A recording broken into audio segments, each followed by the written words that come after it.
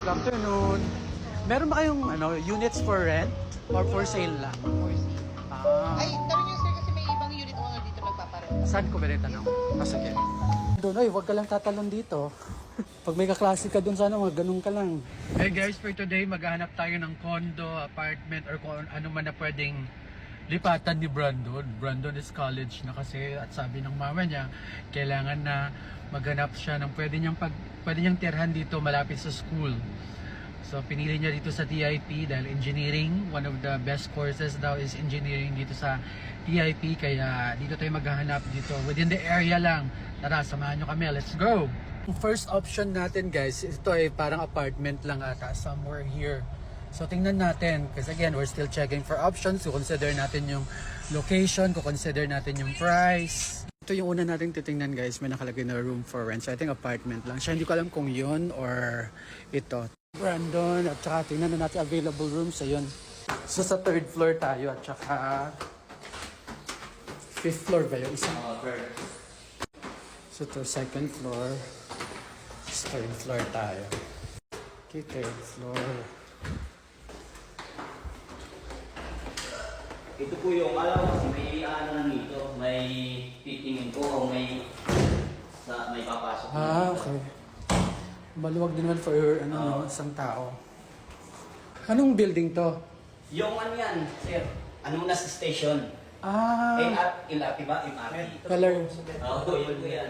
Ay, oo nga, yun. Ito, mayroon siyang dishwashing area. Tapos ano to? Fire exit? Terrace nga. May terrace din. Oo, yun. May terrace ka rin. Brandon, huwag ka lang tatalon dito. Pag may kaklase ka dun, sana ganun ka lang. So magkano nga ulit yung dito? 90 po ito, kaya lang may 1K monthly just to, kaya nag-10K po. 10K din, okay. Yung isa, check natin. Sige lang. Walang elevator dito. Wala po, sir. Hagdan lang, okay. Ito yung 5th floor. May mga pusa kasi. Ay, cute ng pusa. Oo. Ito po yan, yun ang kwarto po niyan. Okay. Oo. Tapos maluwag. Oh, maluwag po to, sir, kung bakit yun. Tinan mo ba doon, silipin? No. Maluwag po to doon. Isang kwarto Ang kwarto po nun. Tapos may park lang. Tapos may CR. Oo. Sa labas mo dito. Oh, yan ang yan po pinaka-terrace na. Okay. Brandon, pag may mga friends ka, Ito po yung pinaka-terrace na. masyado mababa. Dapat tinaasan konti, nakakatakot. Oo. Ganun ako. Puminom ba, Brandon? Oo, hindi daw. Wow, pag uminom ka, pamalun ka dyan. Ito magkano? Ano to, sir? Nag-ano ko ng 11K. Lahat na yon or Lahat na yun. kasama ni Mango Ang rent Juice? lang po niya, yung unit, 10K. Plus, parang ganun. So mas lamang ng 1K to? Ay, mas malaki po to. Lumubog Oo na nga. sa 3. Kaya mas mahal ng 1,000. Oo. So yun guys, dun sa first two options natin dito sa area, parang okay lang for me dahil malapit lang din naman, isang tricycle lang dun sa school ni Brandon. Pero okay ba kay Brandon? Sakto lang daw. Pero for now, hanap muna tayo ng iba pang options.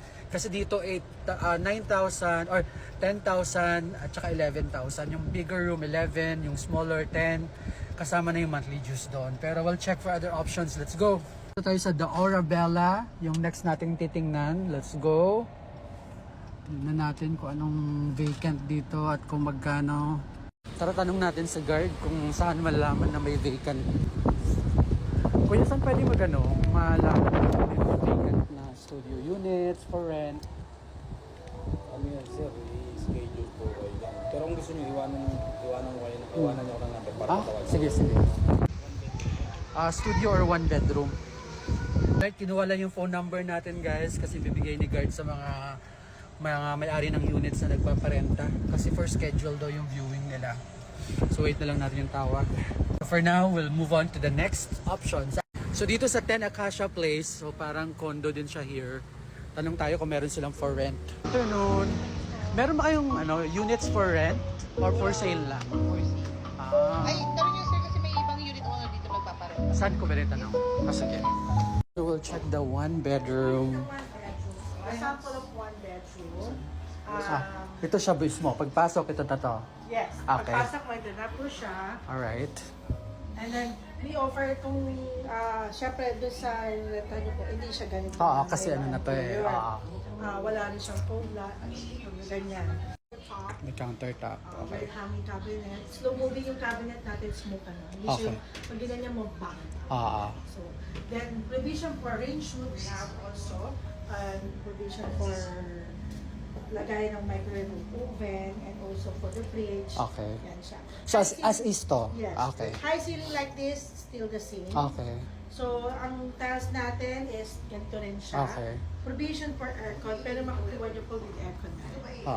Okay. And wala lang siyang cabinet. And then sa master's bedroom naman po, So ito yung the master's bedroom. bedrooms like that na. Sa master's Okay. bedroom, wala. Sige po, pasok po. Also provision for air conditioner. Okay. So for rental na ganito, usually magkano naabot? Yung one bedroom na pinaparenta namin is only for 23. 23. All in na yon, like the monthly dues and all. Okay. Yung studio, how much? Studio, i-inform ko lang kung magkano talaga yung finding niya kasi hindi Okay. niya pa nasasabi. This is the ACL Suites. So check natin kung may vacant sila dito. Share ko lang guys, nung bago-bago pa ako sa Manila, dito din ako nakatira, same street, Kalanchaw Street dito sa Project 4, doon banda. To the ACL Suites. Yan, dito tayo mag-i-inquire ngayon. Let's see. Good thing about this is ayan, meron silang laundry area, merong Cebuana, may mga establishments pa. Okay, so Brandon, let's go. Tingnan na natin anong meron dito. Pagpasok mo ito, okay. Oh. Ayan o. High ceiling, tapos well lit. Ito yung... ito yung vacant? Yes, may mga vacant na tayo sa taas, kaso ongoing kasi sa renovation. Ongoing renovation. Pero same din yung itsura. Opo.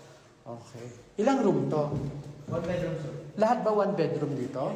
Okay. Tapos ano to, CR? Laundry. Laundry. Saan yung CR? Ito dito po sa... Ano tsura ng laundry? Open ba to? Okay. Pwede kang laundry area. Walang aircon. Kayo po mismo mag-provide. Pero, okay, meron pala, nakaano naman. Tapos ito may cabinet ready na rin. Lahat ba ng units cabinet ready? Yes po. Okay, saan yung CR na?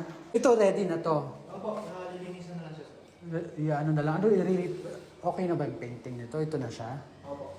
So 3 months deposit, 1 month advance. 4 months. Tapos magkano per month? 8.8 8.8. plus 2.538 na monthly fees. 2.5? Yung monthly dues nyo? Yes. Oh, parang mahal na monthly dues ha. Kung papipiliin ka, since 10.5 dito, dun sa unang pinuntahan natin,